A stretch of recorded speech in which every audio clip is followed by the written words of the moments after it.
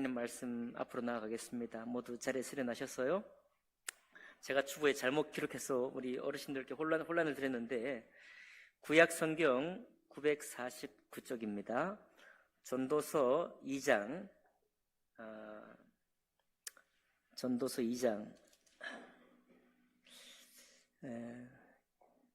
21절부터 26절까지 말씀을 20절부터 26절까지 말씀을 합독으로 봉독하겠습니다. 20절 950쪽에 있는 950쪽 가량에 있습니다. 49쪽에도 있을 수 있고요. 20절부터 함께 합독으로 봉독하겠습니다. 시작. 이러므로 내가 해 아래에서 한 모든 수고에 대하여 내가 내 마음에 실망하였도다. 어떤 사람은 그 지혜와 지식과 재주를 다하여 수고하였어도 그가 얻은 것을 수고하지 아니한 자에게 그의 몫으로 넘겨주리니 이것도 헛된 것이며 큰 악이로다. 사람이 해 아래에서 행하는 모든 수고와 마음에 애쓰는 것이 무슨 소득이 있으랴. 일평생에 근심하며 수고하는 것이 슬픔뿐이라. 그의 마음이 밤에도 쉬지 못하나니 이것도 헛되도다. 사람이 먹고 마시며 수고하는 것보다 그의 마음을 더 기쁘게 하는 것은 없나니 내가 이것도 본즉 하나님의 손에서 나오는 것이로다. 아, 먹고 즐기는 일을 누가 나보다 더 해보았으랴. 하나님은 그가 기뻐하시는 자에게는 지혜와 지식과 희락을 주시나 죄인에게는 노고를 주시고 그가 모아 쌓게 하사 하나님을 기뻐하는 자에게 그가 주게 하시지만 이것도 헛되어 바람을 잡는 것이로다. 아멘. 말씀과 예배를 위해 기도하겠습니다. 살아계신 하나님 아버지, 온 땅을 하나님의 살아계신 말씀으로 창조하시고 또 그 말씀으로 운영하시고 또 그 말씀으로 우리를 지어주신 것을 감사드립니다. 우리가 살아갈수록 세상을 이해할수록 또 우리의 인생을 깊이 묵상하면 할수록 하나님의 말씀을 따라 이루어지고 있음을 우리가 고백하지 않을 수가 없습니다. 하나님, 이 시간에 이 말씀이 오늘 우리 마음에 아멘으로 또 그저 영접이 되고 그저 시인이 되고 고백되므로 하나님이 우리에게 원래부터 허락하신 인생의 축복, 인생의 복을 누릴 수 있는 우리의 인생들이 다 될 수 있도록 역사해 주옵소서. 그렇게 이 예배를 받으시고 역사하시기를 원하며 귀하신 우리 주 예수 그리스도 이름으로 기도하옵나이다. 아멘. 자리에 앉으시겠습니다. 오늘 읽은 말씀을 본문으로 해서 섬김을 위한 섬김을 위한 마음가짐이라는 제목으로 하나님 말씀 나누겠습니다. 혹시 여러분 들어보셨나요? 덧셈 인생, 뺄셈 기술이라는 말을 들어보셨나요? 제목을 정하려면은 덧셈 인생, 뺄셈 인생 이렇게 맞추든지 아니면 덧셈 기술, 뺄셈 기술 이렇게 맞추든지 할 것인데 굳이 제목을 덧셈 인생, 뺄셈 기술 이렇게 정한 것을 봤습니다. 이유가 있겠죠? 왜 덧셈은 인생이고 뺄셈은 기술이냐? 인천의 한 교감 선생님이 이렇게 칼럼을 썼습니다. 대부분의 인생은 더하기만 알고 살아가기 때문에 덧셈 인생일 수밖에 없습니다. 움켜쥐기 위한 인생을 살기 때문에 거기에 뺄셈이라는 것이 기술적으로 필요하다는 거예요. 맞죠? 우리 삶을 생각해 볼 때 우리가 취하려고 하고 더 좋아지기 원하고 내가 더 갖기를 원하는 인생이 당연히 우리의 인생입니다. 그러나 그렇게 살다가 보면 문득 깨닫는 것이 있는데 뺄셈 기술이 없는 인생은 굉장히 피곤해진다는 것을 배우게 된다는 것이죠. 그래서 이 교감 선생님이 그 칼럼의 제목에 이렇게 썼어요. 당신의 삶에서 무언가를 빼야 한다면 그게 무엇일까요? 이렇게 물었습니다. 그러면서 우리가 항상 덧셈을 원하기 때문에 이 직진 인생을 살려고 하고요. 이 직진 인생이 원래 원칙처럼 느껴지기 때문에 우회를 한다든가 아니면 후진을 한다든가 이렇게 되면 인생의 실패자 혹은 낙오자처럼 여겨지기 쉽다라고 말하고 있는 것입니다. 특별히 물질적인 욕망 같은 경우는 빼기가 쉽지가 않은데 이 교감 선생님이 이 칼럼에 뭐라고 썼는가 하면 빼기가 쉽지 않은데 얼만큼 빼기가 쉽지 않느냐? 절대 빼기 쉽지 않다. 절대를 갖다 붙이더라고요. 물질적인 욕망은 빼기가 워낙 쉽지 않은데 절대 빼기 쉽지 않다. 그렇다고 절대 이걸 안 빼야 되느냐? 그건 아닙니다. 사실 이 욕망을 추구하다 보면 업무에 치이고 스트레스를 많이 받게 되죠. 그러다가 결국 우리가 가는 곳이 병원입니다. 병원에 가게 돼요. 병원에 가면 의사 선생님들이 꼭 이런 말을 한다는 거예요. 과로나 스트레스를 정신력으로 버티는 것은 절대 자랑거리가 아닙니다. 의사 선생님 하는 얘기예요. 그거는 자기를 빨리 죽이는 일입니다. 이 교감 선생님이니까 나이가 좀 되겠죠. 나이가 든다는 걸 좀 인정하고 일 좀 줄이세요. 이렇게 요거 의사 선생님 하는 말입니다. 말이라고 하네요. 60대 이상 되신 분들 귀담아 들으시기 바랍니다. 나이 든다는 걸 인정하시고 일을 좀 줄이시길 바라는데 이게 60대 이상만 해당되는 것은 아니고요. 우리 인생 전반에 걸쳐서 오늘 여기 앉아있는 청년들도 똑같이 들어야 할 말씀이라고 생각이 됩니다. 잠언 말씀은요 직설적입니다. 잠언 말씀은 직설적이고 또 현실을 잘 반영해요. 그래서 잠언 28장 18절에서 20절에 보면 이렇게 말하고 있습니다. 성실하게 행하는 자는 구원을 받을 것이고 그러나 성실하게 행하지 않는 사람, 굽은 길로 빨리 가려고 하는 사람은 곧 넘어질 것이다. 자기의 토지를 부지런히 경작하는 사람은 먹을 것이 많겠지만은 방탕을 따르는 자, 역시 조급하게 뭔가를 빨리 취하려고 하는 사람은 궁핍함이 많을 것이다. 또 연이어서 뭐라고 하는가 하면 충성된 자는 복이 많다고 그랬어요. 자, 똑같은 얘기예요. 성실하게 자기가 맡은 일을 감당하고 충성되게 그 일을 열심히 행하는 사람은 복이 많다고 했습니다. 그러나 속히 부하려고 하는 사람은 형벌을 면하지 못한다. 속히 부하려고 하면 역시 불법, 편법을 취하지 않을 수 없게 되는데요. 당연히 보통 사람이 하는 얘기로 운이 안 좋으면 법에 걸립니다. 형벌을 받게 된다는 얘기죠. 잠언 말씀이 직설적이고요. 현실을 잘 반영하기 때문에 잠언 말씀은 틀리지 않습니다. 우리가 늘 경험하는 바예요. 그러니까 우리가 살아갈 때 어떤 것보다도 착실하게 염두에 둬야 될 것은 성실하게 자기 맡은 일을 충성스럽게 잘 자기의 분복대로 성실하게 행할 때 거기에 복이 있다라고 했기 때문에 그 말씀을 따라 속히 부하려고 하기보다 또 뭔가를 계속해서 끊임없이 움켜쥐려고 하기보다는 자기가 맡은 일 성실하게 행하려고 하는 그 일에 집중하는 것이 옳다라고 잠언 말씀은 우리에게 말씀하고 있습니다.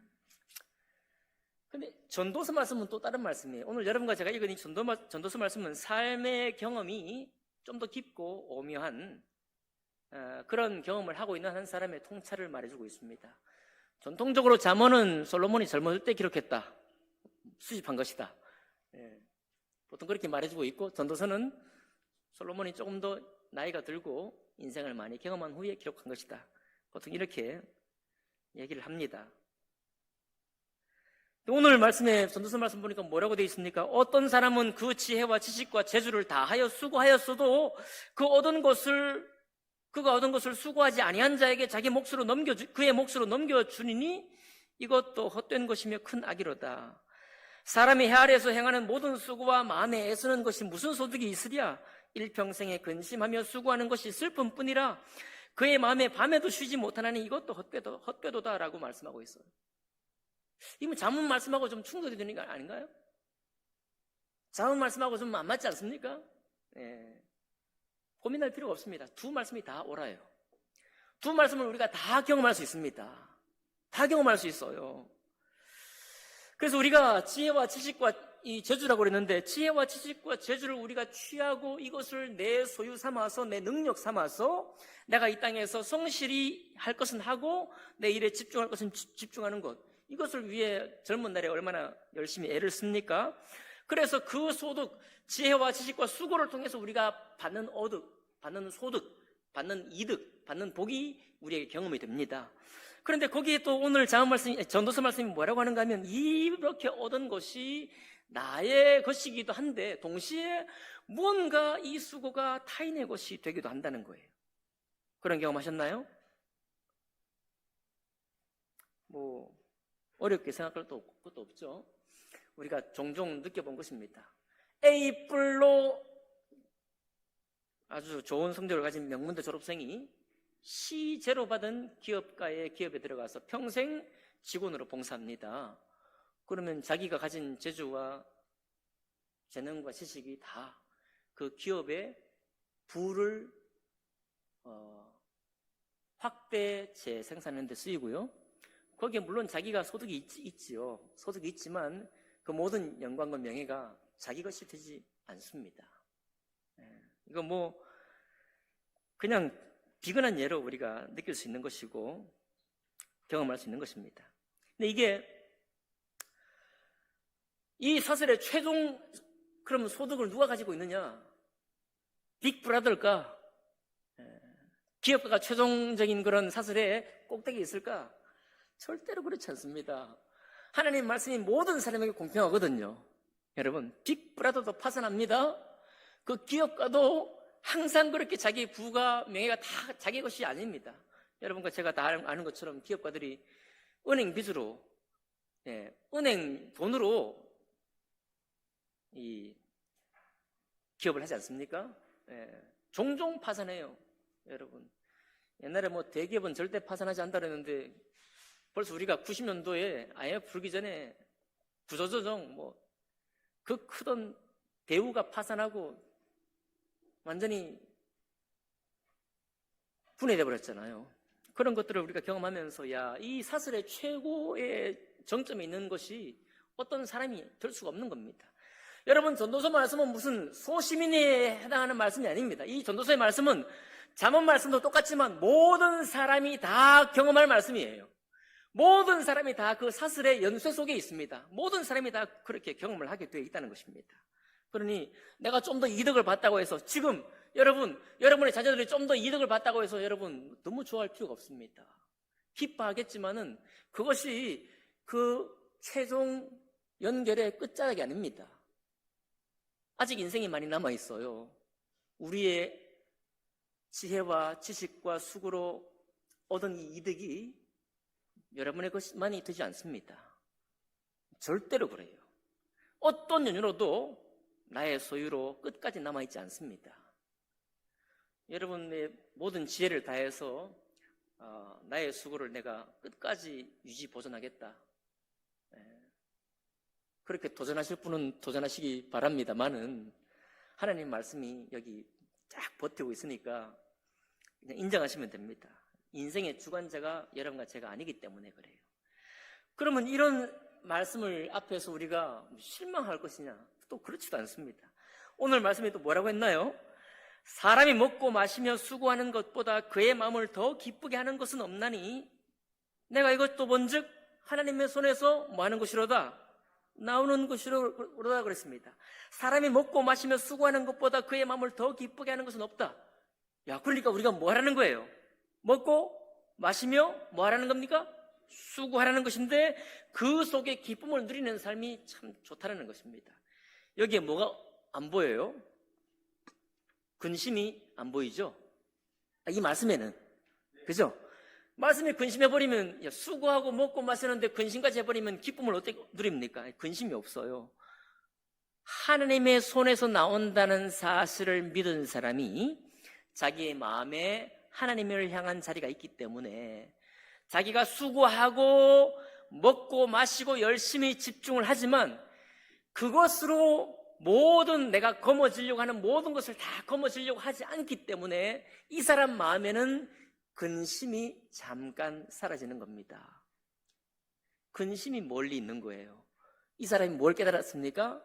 하나님의 손에서 나온다는 것을 깨달은 사람이에요. 그러니까 마음에 빈자리가 있는 것입니다. 내가 수고하는 것이 내가 수고했는데 내게 남의 것이 된다고? 내가 왜 수고해? 이게 아니라 내가 수고하는 것에 반드시 자언 말씀처럼 보상이 있습니다. 복이 있어요.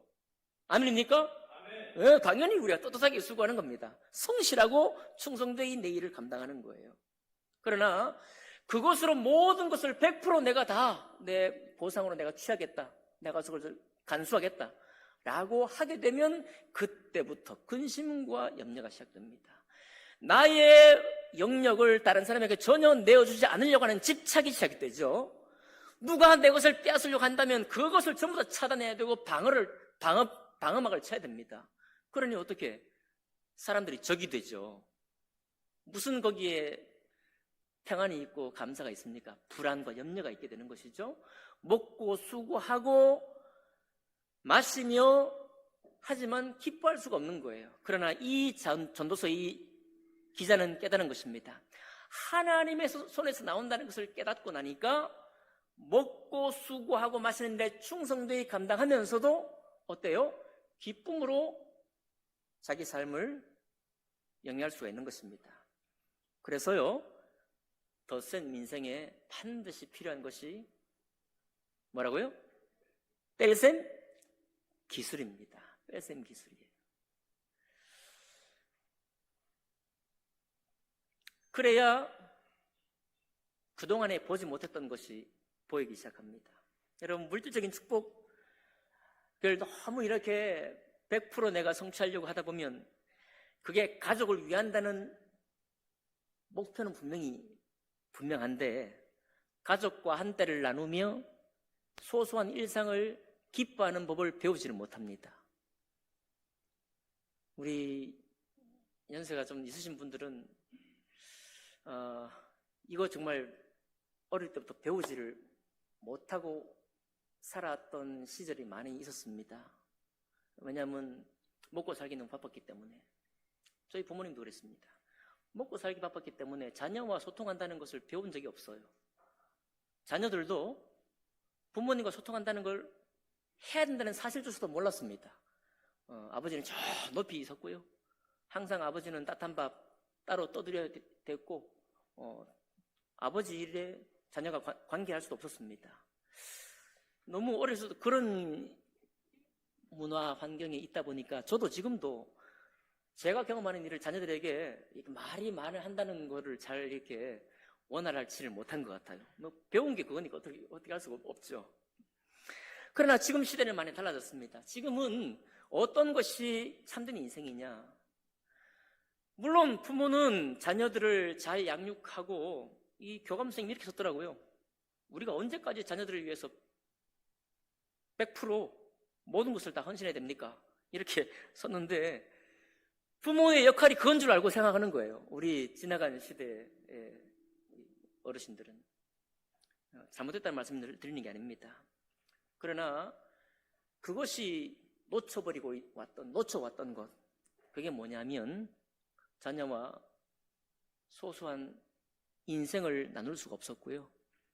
나의 고민과 자녀의 고민이 같이 서로 어울리는 가운데서 함께 하나님을 경험하는 것들을 우리가 잘 누리지를 못했습니다.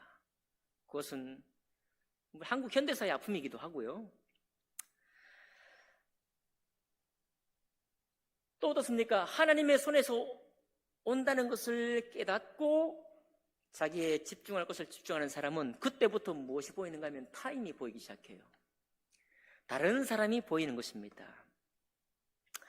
나도 그 사람도 각자 열심히 살아가지만 모든 것이 하나님의 손에서 나온다는 것을 알고 있기 때문에 내가 내 것을 지키기 위해서만 애를 쓰지 않습니다. 내 영역을 간수하기 위해서만 애를 쓰진 않아요. 타인의 영역이 있다는 것을 그때 알게 됩니다. 비로소.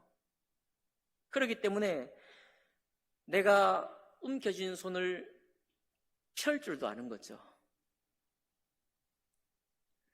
내가 다른 사람을 섬기면 나에게 복이 있기 때문에가 아니라, 여러분, 내가 뭐 어떤 것을 섬기고 어떤 것을 향하기 때문에 나에게 섬기면 더 많은 복이 나에게 온다.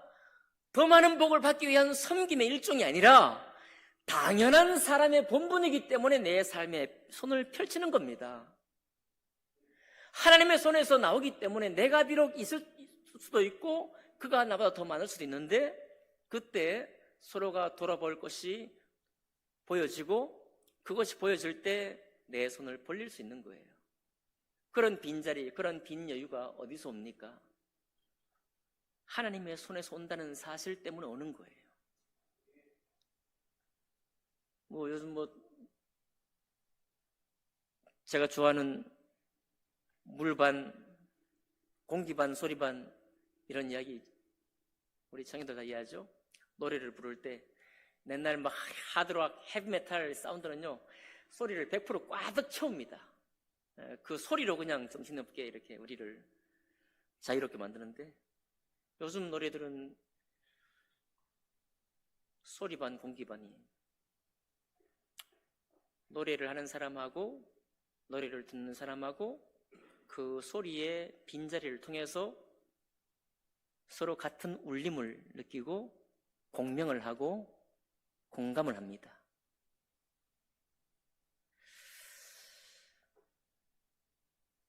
육일은 힘써 너의 일을 위해 수고하라고 성경이 말씀하고 있잖아요. 그죠?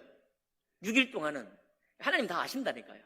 6일 동안은 힘써 내 삶에 집중하라. 먹고 마시고 수고하는 일에 집중하라고 주님 분명히 말씀하고 있습니다. 근데 왜 하루를 주님이 남겨두셨을까요? 네.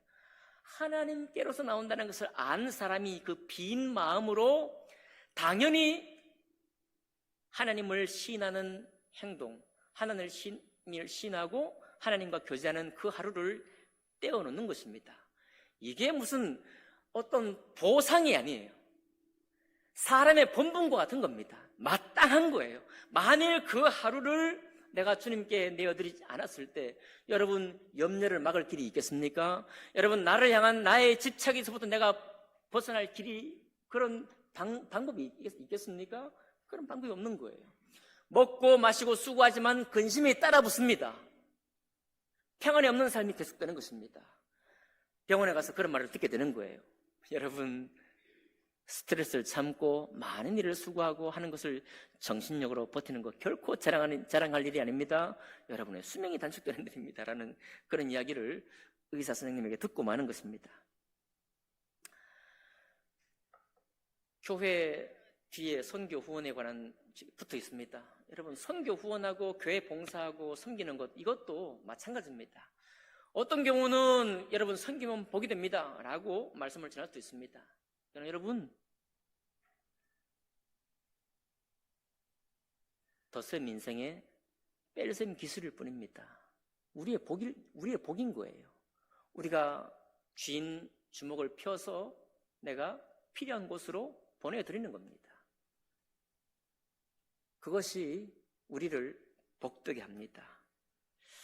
저는 목사로서요 자녀와 시간을 가지며 즐거워하는 시대를 그래도 어느 정도 살게 됐다는 것에 감사를 합니다. 왜냐하면 우리 선배 목사님들은요 가족과 함께 시간을 가지는 것을 죄스럽게 여겼습니다. 저 섬겨야 될 성도들이 많은데 성도들이 저렇게 어렵고 힘든데 내 가족을 위해서 시간을 보낸다는 건 죄악시 여겼습니다. 왜냐하면 이유가 있어요. 하나님께 100% 총력을 기울이는 것이야말로 하나님께 순종하고 충성하는 것이라고 믿었기 때문에 그렇습니다. 그러나 그분들이 은퇴를 하는 순간에 많은 후회를 해요. 후회의 대표적인 첫 번째가 가족을 등한시한 겁니다. 가족과 함께 시간을 보내지 못했다는 거예요. 비록 똑같은 시대를 살아야지 않았지만 인생의 요청은 같거든요. 가족과 함께 시간을 보내지 못한 것. 그러니까 100% 충성하고 순종하는 것이 말로 하나님의 종의 표본이라고 했지만 사실은 착각인 거예요. 잘못된 헌신인 것입니다. 해외에 나갔던 선교사님들이 깜짝 놀란 거 종종 말씀을 드렸는데요. 미국에서 온 선교사님들은 선교 활동을 하면서 가족과 함께 시간을 드립니다. 식구들 데리고 캠핑도 가고. 한국에서 간 선교사님들 무슨 얘기, 새벽 기도 해야 되지, 금요철에 해야 되지, 막. 가족과 함께 쭉 선교하러 왔나 놀러 왔단 말이에요. 그래가지고 연합이 초기에 선교사님들끼리 팀이 연합이 안 된 이유가 서로 비방하는 거예요. 그게 하나님 섬기는 것이냐고 말이에요. 문화도 다르고 하나님을 섬긴다는 것이 어떤 의미인지를 깨닫지를 못한 것입니다. 굉장히 유교적인 것이었죠. 우리는 아주 유교적인 방식으로 하나님을 이해했기 때문에 그렇습니다. 공감력이 떨어져요. 목사들이 공감력이 떨어집니다.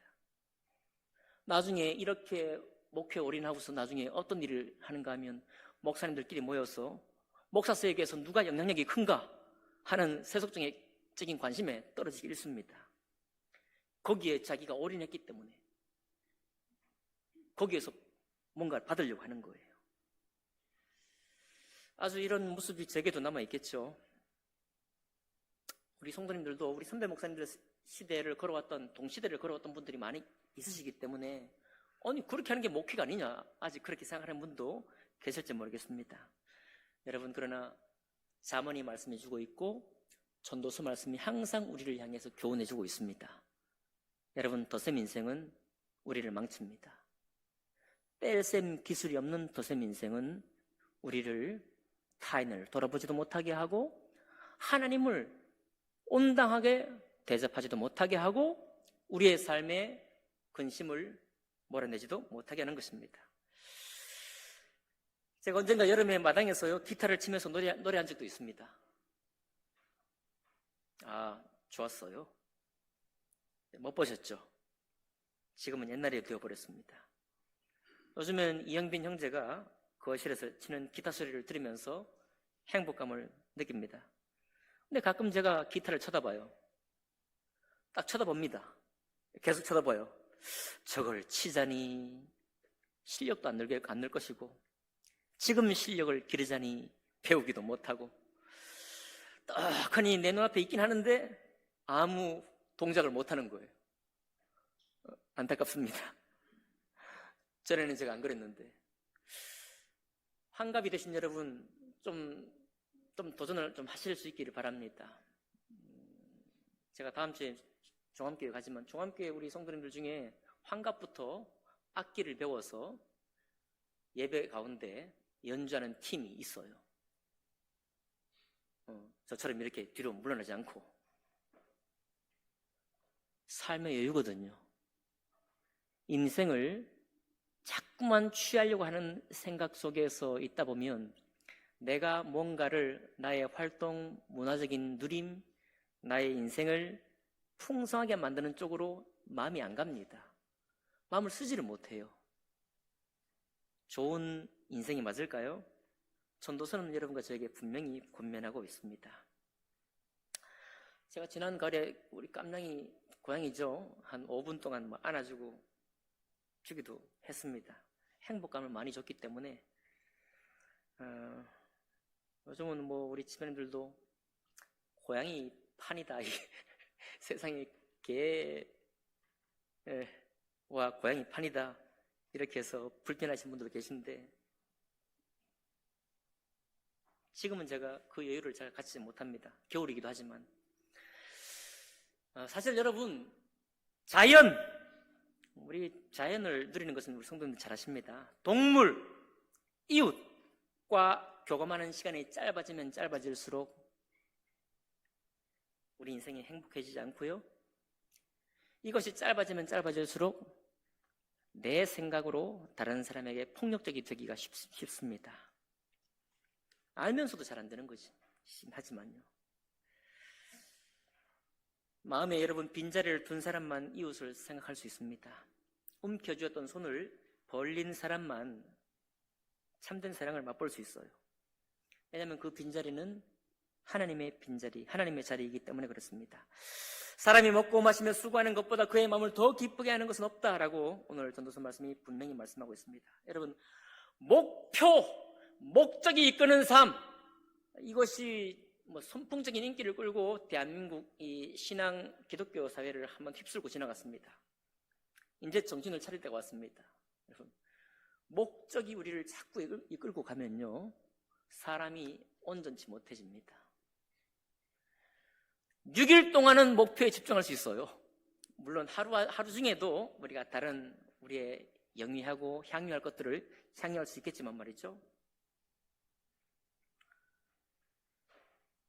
하지만 그 남은 하루, 그리고 우리 하루 중에도 여러 빈자리를 남겨두고 목표가 아닌 하나님께서 나에게 맡기신 우리의 이웃, 또 우리의 교회, 나의 가족, 그를 향한 빈자리, 그 뺄셈 같은 시간을 남겨두는 사람이야말로 인생의 행복을 알게 될 것입니다. 그 주님께서 왜 잠언 말씀에 분명히 수고의 보상이 있다고 말씀하시면서 전도서에는 네 수고가 남의 것이 될 수 있다라고 분명히 이렇게 말씀하고 있을까요? 정리합니다. 이 두 말씀이 다 사실이라고 분명히 말씀드렸습니다. 믿으시죠, 여러분? 섬기는 일도, 어떤 사람은요, 목표와 목적이 우리를 자꾸 이끌게 되면은 섬기는 것도 덧셈 중에 포함시켜버려요. 섬기는 것도 나에게 유익이 되는 쪽으로, 내가 이렇게 섬기니까 나에게 하나님이 막 복을 많이 주는 쪽으로 자꾸만 이렇게 생각을 한다니까요. 다른 사람을 위하는 것조차도 나의 덧셈을 위한 하나의 봉사가 되고 맙니다. 이것이 섬김입니까? 섬김 아니에요. 섬김은 그저 그의 필요가 내 눈에 보였기 때문에 내 손을 펴서 섬기는 거예요. 교회의 필요가 내 눈에 들어왔기 때문에 하나님의 말씀인 줄 알고 하나님이 나에게 보이신 줄 알고 내가 그것을 막아서서 섬겨내는 것이 섬김입니다. 그러니 여러분, 섬김은 뺄셈 기술이에요. 섬김은 뺄셈 기술입니다. 섬기는 마음가짐은 하나님의 빈자리를 내 마음에 새겨두는 것입니다. 그리고 평안히 맡기고 내일에 집중할 때 집중하고 하나님과 이웃과 자연과 교감하며 삶을 누리는 것이 하나님 우리에게 허락하신 인생입니다. 전도서 말씀을 다시 보진 않을 겁니다. 전도서 말씀의 결론이 뭘까요? 모든 헛됨에 대한 고백을 한 후에 전도서 말씀의 결론이 뭡니까? 그러므로 하나님을 경외하라 라고 말씀하고 있죠. 네. 이 모든 것, 이 두 가지가 다 우리 삶 속에 튼튼히 서 있어야 그 사람이 하나님을 경외하는 삶이다라고 전도서는 우리에게 교훈하고 있는 것입니다.